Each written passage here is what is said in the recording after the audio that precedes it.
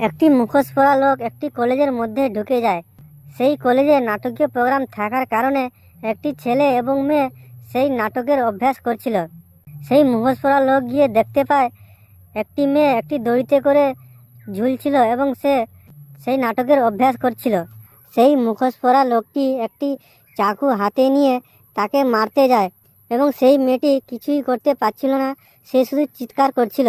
সেই লোকটি চাকু নিয়ে তার পেট দুখণ্ড করে কেটে দেয়। সেই মেয়েটি ছটফট করতে করতে সেইখানটা মরে যায়। এই মুখোশ পরা লোকটি কেন সবাইকে নির্মমভাবে হত্যা করে মারছে, এই গল্পটি লাস্ট পর্যন্ত দেখুন। এই মুভিটির নাম হলো।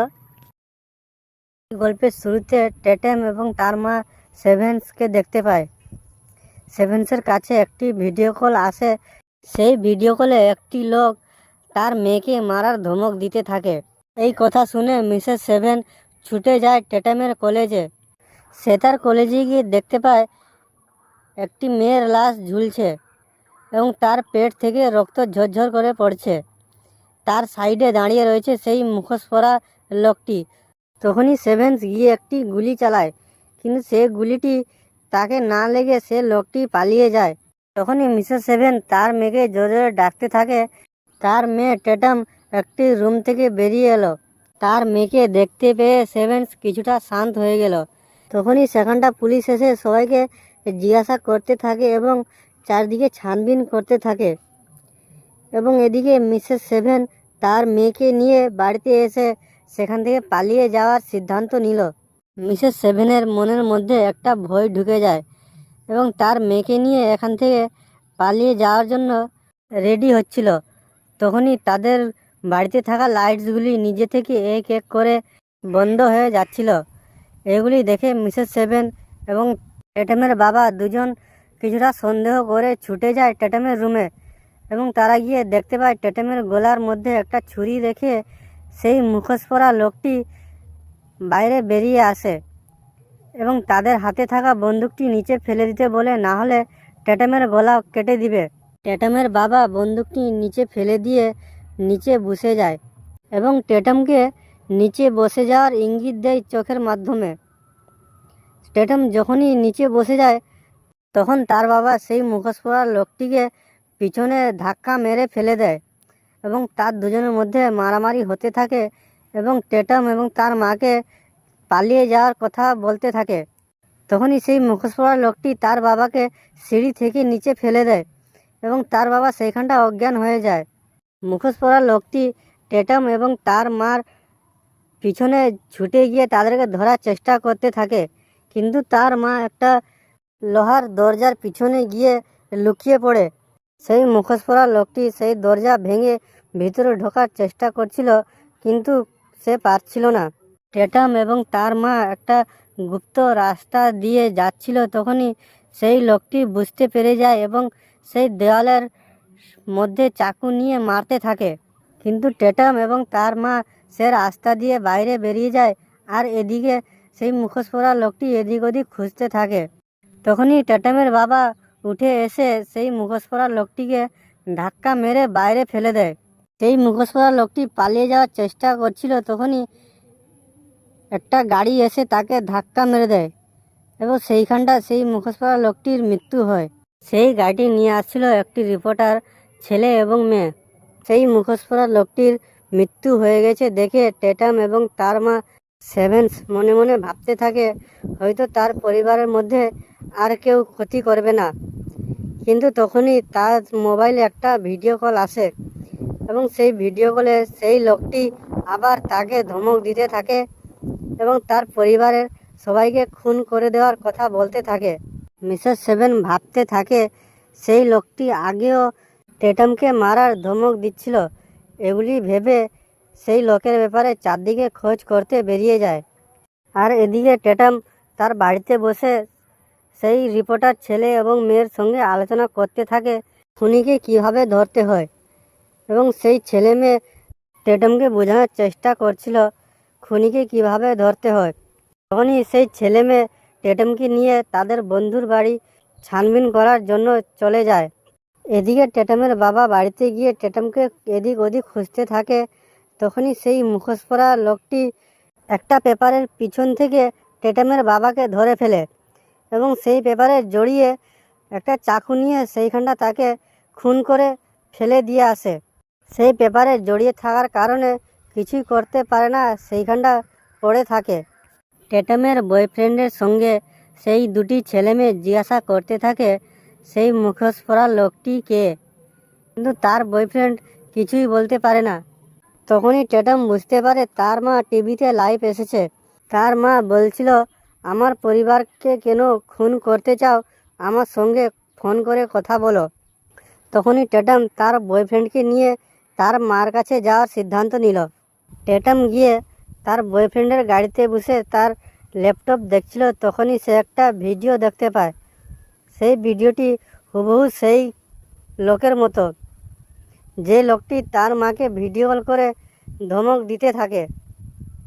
এটি দেখে টেটেম তার বয়ফ্রেন্ডকে সন্দেহ করে তাকে ল্যাপটপ নিয়ে মেরে সেখান থেকে পালিয়ে আসে এবং তার বয়ফ্রেন্ড সেইখানটা ব্যথায় ছটফট করতে থাকে।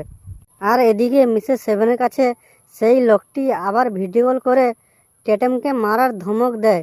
এগুলি কথা শুনে মিসেস সেভেন ভয় পেয়ে টেটেমের কাছে যাওয়ার জন্য বেরিয়ে পড়ল এবং বারে বারে টেটেমকে ফোন করতে থাকে।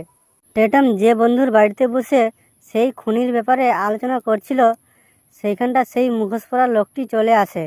সেখানে এসে এক এক করে সবাইকে খুন করে ফেলে দেয় এবং তাদের সঙ্গে সেই দুটি রিপোর্টার ছেলে মেয়েকেও নির্মমভাবে হত্যা করে মেরে দেয়। এদিকে টেটেম তার মার কাছে যাচ্ছিল, তখনই সেই মুখোশ পরা লোকটি তার পিছনে লেগে যায়। তাকে খুন করার জন্য ছুটে আসছিল, তখনই তার বয়ফ্রেন্ড তার সামনে চলে আসে এবং সেই খুনিকে ধরে ফেলে। কিন্তু সে মুখোশ পরা লোকটি তার বয়ফ্রেন্ডকে চাকু দিয়ে খুন করে সেইখানটা মেরে দেয় এবং টেটেমকে মারার জন্য ছুটে যায়। টেটেম ছুটে গিয়ে একটা বাড়ির মধ্যে লুকিয়ে পড়ে। তখনই সেভেন্স টেটেমকে ফোন করে দেয়। টেটেমের মোবাইল জোরে জোরে সাউন্ড করতে থাকে। সেই মোবাইলের শব্দ শুনে সেই মুখোশ পরা লোকটি বুঝতে পারে টেটেম এইখানটা লুকিয়ে রয়েছে। তখনই মুখোশ পরা লোকটি টেটেমকে ধরার জন্য ছুটে আসে, কিন্তু টেটেম ছুটে গিয়ে একটি রুমের মধ্যে ঢুকে যায়। রুমের মধ্যে ঢুকে পাশে থাকা সমস্ত জিনিস নিয়ে দরজায় আটকে দেয়। তখনই মিসেস সেভেন্স ফোন করে টেটেমকে ভালো করে বুঝিয়ে দেয় একটি লকারের মধ্যে বন্দুক রয়েছে এবং সেই বন্দুকটি চালানোর পদ্ধতি ভালো করে বুঝিয়ে দিতে থাকে। এবং সেভেন্স আরও বলতে থাকে, আমি তোমাকে সিসিটিভির মাধ্যমে দেখতে পাচ্ছি। সেভেন্স সিসিটিভির মাধ্যমে মোবাইলে দেখছিল সেই মুখোশ পরা লোকটি দরজার বাইরে দাঁড়িয়ে রয়েছে। তখনই টেটেমকে বলতে থাকে, দরজার আগে গুলি মারো। তখনই টেটেম একটা গুলি চালায়। সেভেন সিসিটিভির মাধ্যমে দেখতে পায় সেই মুখোশ পরা লোকটির গায়ে গুলি লেগে মাটিতে পড়ে গেছে। তখনই টেটেমকে বাইরে বেরিয়ে সেই খুনির মাথায় গুলি মারতে বলল, কিন্তু টেটেম গুলি মারতে পারল না, ছুটে পালিয়ে যাওয়ার চেষ্টা করছিল। তখনই টেটেমের আগের দিকে আরও একজন সেই মুখোশ পরা লোক আগের দিকে দাঁড়িয়ে রয়েছে। তখনই পিছন ঘুরে পালিয়ে যাবে না, সেই লোকটি উঠে দাঁড়িয়ে রয়েছে। সেই দুটি মুখোশ পরা লোক টেটেমকে ধরে সেখান থেকে নিয়ে পালিয়ে যায় এবং এদিকে মিসেস সেভেন্স সিসিটিভির মাধ্যমে এগুলি দেখছিল, কিন্তু সে কিছুই করতে পারছিল না।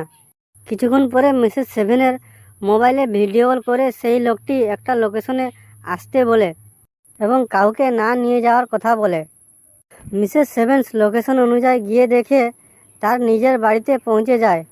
সে বাড়িতে গিয়ে প্রবেশ করে তখনই তার বাড়িতে থাকা টিভিতে এআই এর মাধ্যমে মুখোশ পরা লোকটি বলতে থাকে, আমি এখানে, আমাকে খুঁজে বের করো।